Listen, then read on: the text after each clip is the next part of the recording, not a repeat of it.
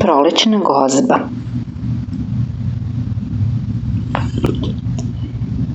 Prošla je oštra i duga zima. Priroda se budi iznova, sve buja. Ptice se rascvrkutale i žurno grade gnezdo.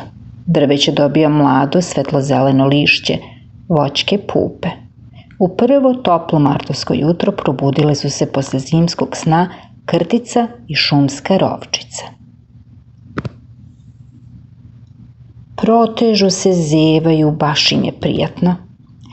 Dobro jutro, kumo, kaže Krtica. Jeste li dobro spavali zimus? Hvala na pitanju, komšinice, odgovara šumska rovčica. Bolje nije moglo. Samo sam veoma ogladnela.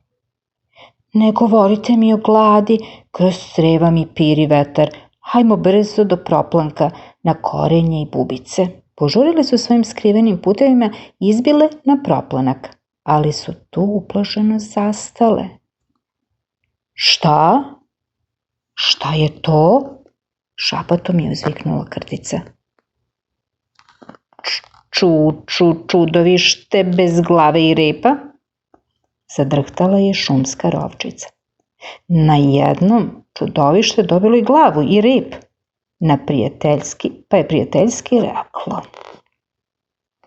Dobro mi došle, drage susetke. Bolje vas našle, promucale su njih dve. A ko ste vi? Vi morate da ste još pospane, odgovorilo im je to čudovište. Kad me ne prepoznajete?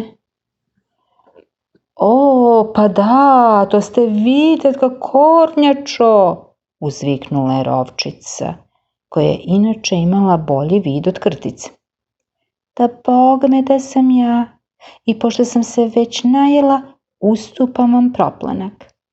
Mnogo vam hvala, ali mi ne jedemo istu hranu.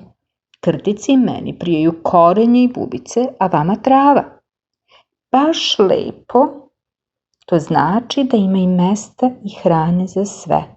Izvolite na gozbu.